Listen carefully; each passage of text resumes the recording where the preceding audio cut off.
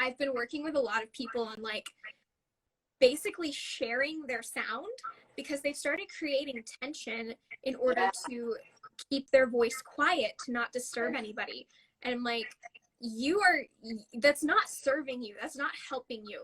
If you are continuing to hold all of that inside and not let your sound out, it's just creating so much tension inside your body, and you're not able to manufacture the sounds that you want to.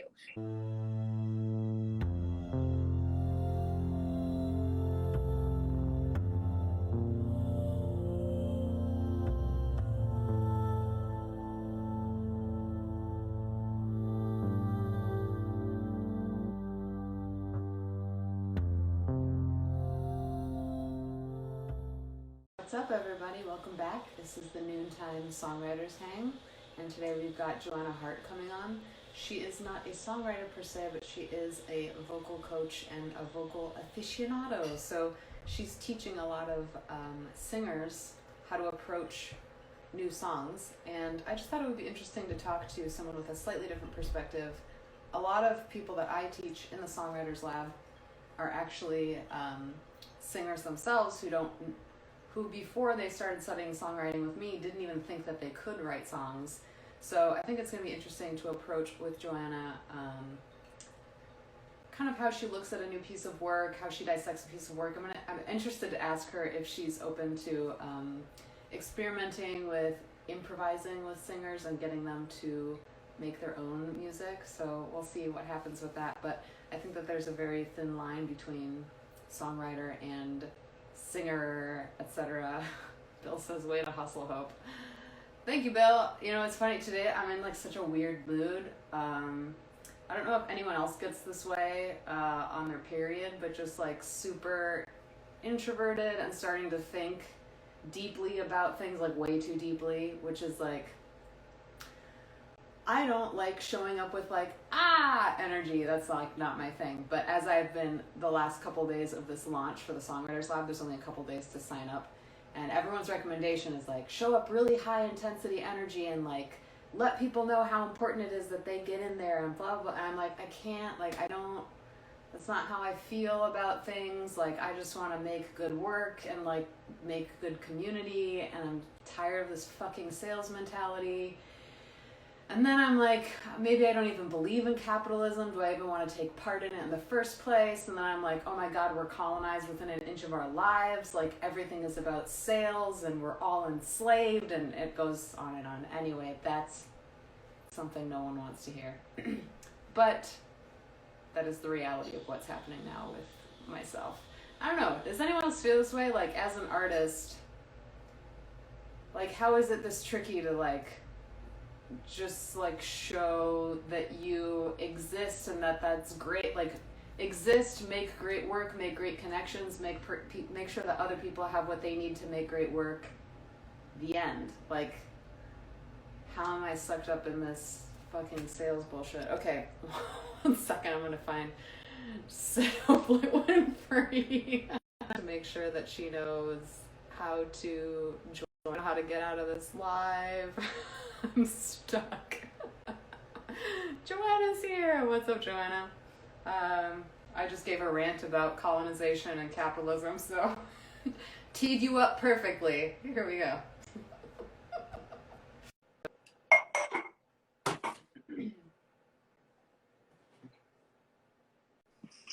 What's Sorry, I didn't see you pop up. Oh, I keep calling you Joanna, but it's really Joanne. Yes. I'm sorry. You're fine. I have this, every time I see the name, I'm always singing from Sweeney Todd in my head. I hear you, Joanna. So that's my bad. I apologize. Your name is Joanne, and that you shall be called. Well, I have no issues with being called Joanna, so it doesn't bother me. Okay. Well, how are you? You're moving soon. I am. I'm moving in like literally 2 weeks now. Wow, that's so exciting. So you have move brain. I'm very well acquainted with move brain. Okay, well, you have move brain and I have period brain, so maybe we're a great package today. Yeah, we're great, and like maybe something will happen in this next half hour. We'll see. You know what? We're where we are. I love it. I'm gonna actually move so that I have better lighting. Okay. Yeah. All my lights are burning out in my room. Because they're too bright. I love it. There Ooh, we go. nice. That's a little better. Nice. Fancy. This is a beautiful glow. Welcome. I'm so glad you're here. Thanks for having me. Yeah. I know it's going to be a little bit different. Like, in the past couple months, I've just been like shooting the shit with songwriters. But, you know, I came from the background of first being a singer, just being a trained singer. I was in opera performance and musical theater performance. And then I got into songwriting, found out I actually loved that side of things much more. I liked creating rather than interpreting, but I still have very fond memories of my time, and that informed so much of what I do now. Like, I don't think I would write the way I write now unless I sang a bunch of other people's songs first, you know? And then it's been interesting watching what happens with Sanctuary Studios and the Songwriters Lab that I'm doing. Is a lot of singers who didn't think they were songwriters have joined and have started learning to write songs and learning just how to like improvise based on themes and stuff, and then come to realize like, oh, this is something I can do. It like doesn't even occur to singers. I think first of all, singers are often not considered musicians by a lot of people, so they kind of like put themselves down as like, oh, I'm a lower category of musician, which is not true. Yes. And then there's kind of this, you can get locked into like, oh, my voice doesn't matter. It's just the other person's work I'm trying to interpret to the best level, and that's what truly matters. And so there's like a weird thing that happens under the surface. But I'm very open to where this conversation could go. So whatever direction you want to take it, I'm open to. But if you want to give people a background on what you do, I checked out your website the other day because I was recommending you to a friend of mine who wants to take belting lessons. She's like, I want to learn to belt. I was like, you got to talk to Joanna. Well, thank you for that. Yeah. So for anyone who doesn't know me, my name is Joanne. I am a voice teacher. I teach primarily musical theater, but I have a very heavy classical opera background, and actually started out a lot of things in music with wanting to be a songwriter. And so I've actually done a lot of writing. Oh. Yeah. So are you a coloratura soprano? What? Are you a coloratura soprano when you were singing opera? Yes. I knew it. You can always tell by like face shape. Okay, I'm done. Yeah, I have a very light, high voice, but yeah, no, I started out, I did a lot of musical theater and pop music and stuff like that in high school, along with some like jazz and classical, but I started writing in middle school and did that through a good portion of college. It wasn't until about halfway through college that I was like, no, I actually think I like musical theater more than I like writing. And I just found that's where like I fit better. So I'm actually the kind of like the exact opposite. Oh, that's so interesting. Yeah. Cool. I've written up to date one musical. It was a short musical. It was like a movie musical called 1968 about the 1968 Democratic Convention in Chicago. And that was so much fun. And I've since then, I so badly want to write a musical. I think when I was younger, my first introduction to music, because I did not come from an affluent family at all. So like I had no access to classical music or like live music or anything. But they used to sell VHSs with Happy Meals, or they used to come with Happy Meals at McDonald's when I was little. So and these are like movie musicals basically. I remember Beauty and the Beast and The Little Mermaid were the first two that I got from McDonald's Happy Meals, and I like have memorized those beginning to end. I know all of the dialogue, all of the music. Like Alan Menken is like the soundtrack of my childhood. So there's something that is so deep about that being my first introduction to kind of this musical theater-esque, like big work, like big emotions, big songs, big heroine, like female leads, like yes, all of these things combined. And like now that's all I'm like, I really want to write a Disney musical. Like of all the do it. I feel like I would crush it. It would be super fun. But it'd be amazing. Oh my gosh. I want you to write a Disney musical. I could write one for your studio, and then all of your singers could. That'd be so fun. Cool. So that's our conversation. That's what we're gonna do. How fun.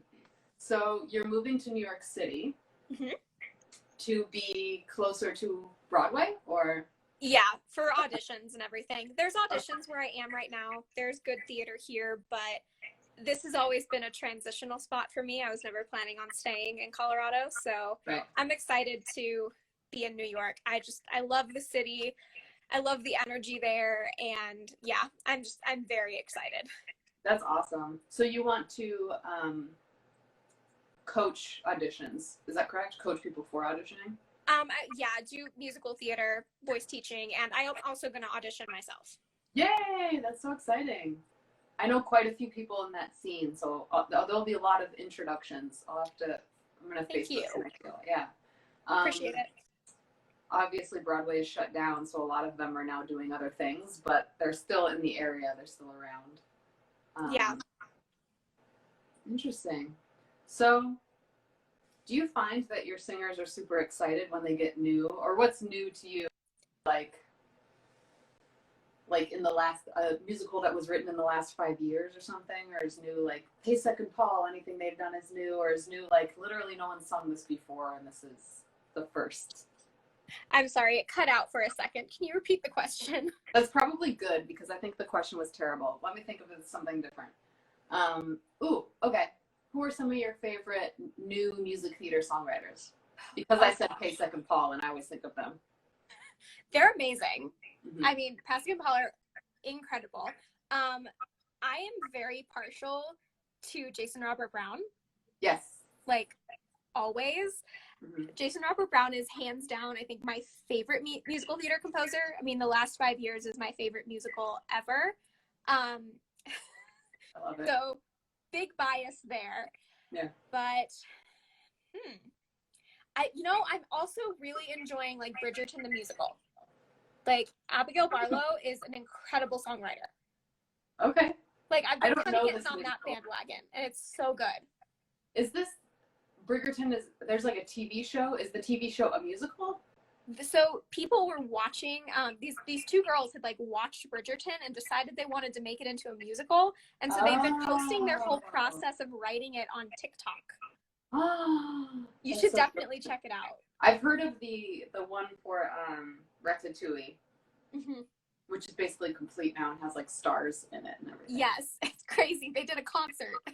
Wow. Okay. So I'm gonna check this other. What else should I know about on TikTok that's like a TikTok musical? I am not like a huge TikTok person. I just know I'm not Bridgerton either. is huge, and it's really fun. The music is so good. Okay, I'm excited. I'm gonna check that out. What musicals did you grow up on? I wonder. Yeah. So I mean, the musical that made me fall in love with musicals was Joseph and the Amazing Technicolor Dreamcoat. Oh, okay. That was my first ever like intro to musical theater, and like that and Jesus Christ Superstar and Godspell were like the first three that I just loved. Yeah. But as I got older, West Side Story is always up there. And I actually like got more into musicals like towards like end of high school into college kind of time frame was when I really got like immersed in that world. So some of the more contemporary ones are actually ones I'm more familiar with. Like what? Give me, because I went through my big phase like quite a while ago, so I'm actually not up to date on musical theater, but I need to be. So maybe this is my inspiration to really get in there. Okay. I love Waitress. Waitress is phenomenal. Love listening to it. Sarah Bareilles is such a good songwriter. I don't know why she's not more famous. I mean, she's doing very well for herself, but I just feel like for her level of talent, I'm like, how is she not more famous? I agree. She's literally one of my favorite songwriters, one of my favorite artists, period. She's so good. Let's see. Obviously, Hamilton. Hamilton is so good. Did you see it live? I did. Yeah, so much energy. Have you seen it live? I saw it here in Chicago live. A friend of mine works for Jam Theatricals, which is like, okay, you know about them. Yeah, they're like a big musical production house. So through her, I was able to get a ticket. It's very hard to get tickets, or at least it was. I don't know if it's still, well, now it's nothing. So it's impossible. Yeah. But yeah, I thought it was great. Like, I love musical theater because, and it's so interesting to like, go to conservatory where people are like, I don't like musicals, but then they love jazz standards, and like all the songs that you say you love are from musicals. So like, Gershwin wrote for Broadway. Right, yeah. So I don't know how people could not. I think that there's this weird stigma of like oh, they're cheesy or whatever. But it's like, everyone loves cheesy shit. We all love it. That's what gets to our heart. That's what, like, it's interesting too to watch in the Songwriters Lab when people bring songs to the table. Typically their best tunes are the ones they're most afraid of. And they're the ones that they're like, I just wrote this like cheesy love song, and like, no one's gonna like it, everyone's gonna barf, everyone's gonna hate me, I'm gonna die in a ditch. And then they play it and everyone's like, that's the best song you've ever written. Well, and a lot of it is because I think it comes from a place of like vulnerability. Yeah.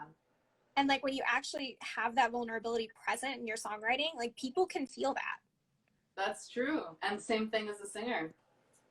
I feel Yep. like that's one of those weird, it's not quite X Factor, but like, I think I went through a phase where people were asking, because I was doing a lot of like choral gigging and like singer, you know, you sing in like church and then you sing for a concert and you sing like all around. And they're like, okay, can you recommend like who's your favorite singer? Like kind of questions like that. Like, we need someone for this gig. Who would you recommend?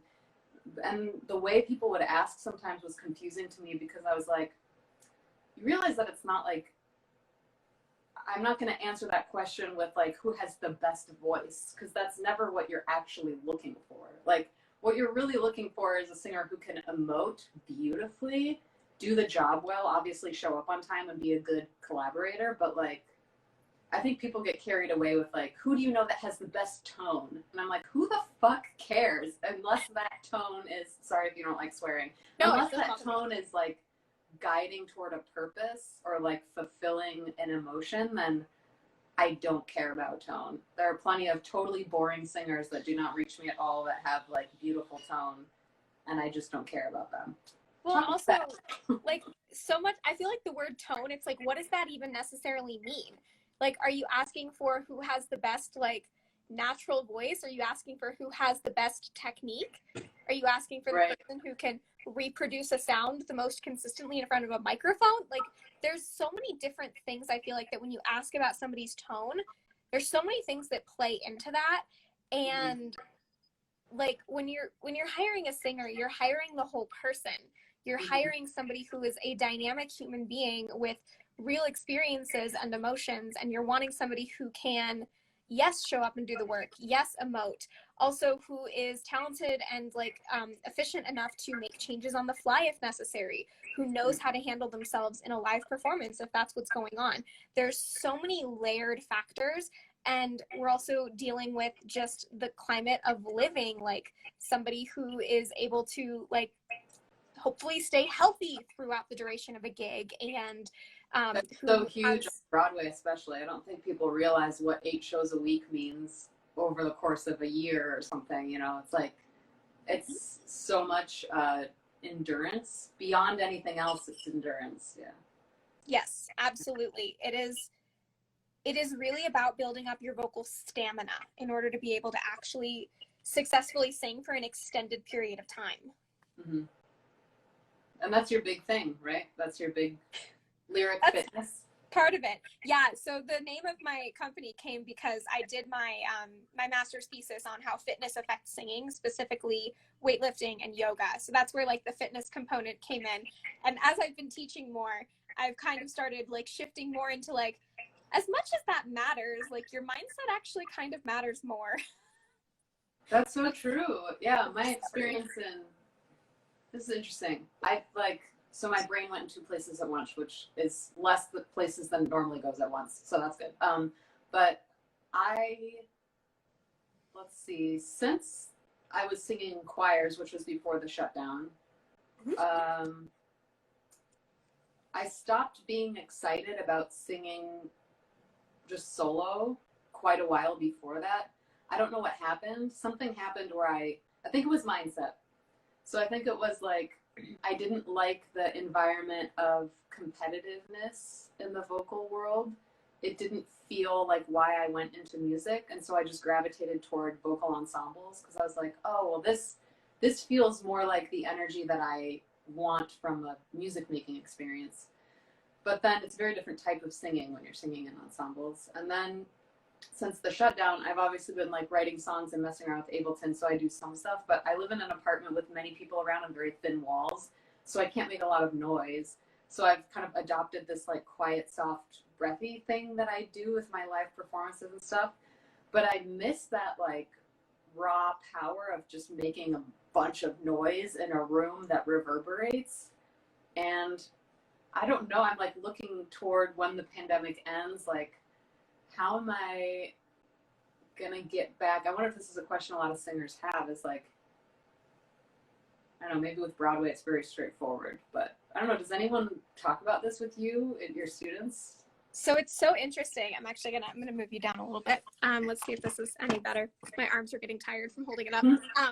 So it's interesting because that's actually something that I've been experiencing and seeing a lot more with my students since the pandemic started. Is they're in their houses taking lessons with their family around, able to hear them, or their roommates around, able to hear them, and they're almost like afraid to be loud. Yeah. And yeah, some people are like living in apartments, and that's a challenge. That's something that I've dealt with in like various apartments that I've lived in, is like, I know that if I'm singing right now, everybody out in the hallway can hear me. Right. And especially when I'm practicing, if I'm working on a new skill and it's not sounding pretty. Courtney said she's experienced the same thing. Yes. Yeah. It's a huge thing. And like, if I'm like practicing something that doesn't sound pretty, it's nerve-wracking because people can hear that. And as singers, we kind of are conditioned to always want to sound good. Yeah. Whatever that means, because that is also open to interpretation depending on what we're singing. But I've been working with a lot of people on like basically sharing their sound, because they've started creating tension in order to keep their voice quiet, to not disturb anybody. And I'm like, that's not serving you. That's not helping you. If you are continuing to hold all of that inside and not let your sound out, it's just creating so much tension inside your body, and you're not able to manufacture the sounds that you want to. Like, we're not actually getting these things that you say you want to be able to do, because they require you to actually open your mouth and actually project your voice. Like, you can't belt real quietly. Like, no matter what you do, like, you can have dynamics in your belting, but it's fairly loud or very loud. Like, it's not, you can't do a quiet belt. Right. So that's been a thing I've seen a lot. How would you recommend, like, someone who's living in an apartment or a space where you kind of can't make a lot of noise, like, go belting? Well, belting in a park is like scary, because what if someone thinks that you're I actually have done that. Oh, sweet. I love it. I actually did it in the mountains. I was up in the mountains, awesome. And I like went and stood like behind some castle ruins and like auditioned for something. I love that. That's amazing. So go find your nearest castle ruins. And I wonder too if maybe COVID is so weird because there's so many regulations and stuff, but like there's obviously so many open spaces. Like your local church might be open to like letting you rent a small room so that you can go do your belting in or something. Yeah, I know there's obviously, yes, like there are more restrictions with COVID, but obviously going and getting a practice room is always a good idea. There's a lot of studios you could rent, and you're in Chicago, right? Yeah. I know, isn't it the library there? They actually have practice rooms. Downtown Chicago, yeah. Yeah. But it's very regulated. You have to like kind of sign up way far in advance, and then you get a very specific allotted amount of time, and everyone is in there. So like definitely like spray down the piano if you ever go in there. You know, it's completely open to anyone and anyone who wants to sign in. But yeah, there are practice rooms. It is cool, but it's also kind of strange. I think that I'm curious to know if there's going to be a new way that we create practice rooms or study rooms or something, especially based on potentially how long these like lockdown things last. There are like rock studio spaces where like a bunch of bands will rent rooms in a giant warehouse, and then that's their practice room. And then if you go to a conservatory, you should look at getting a card into the conservatory rooms. But a lot of those places, I think, are either shut down or have really strict regulations now. Yeah. So I'm wondering what like an alternative would be, because I even feel that way with like there's only a certain amount of songwriting I can do that's like mumbling to myself over my guitar. Yes. And then I really want to make like big sound and see what happens. Yeah. But I'm currently not in a position where I have that, or I'm not in my apartment certainly, but I might start, this might have inspired me to start looking for, for something like that. Courtney said, I don't understand why no one bothers to try and soundproof practice rooms anymore. Treat them like studio rooms. No one seems to care about that. Yeah. Yeah. I was looking into soundproofing my apartment actually, and I was like, wow, that's expensive. It's better to just rent a space.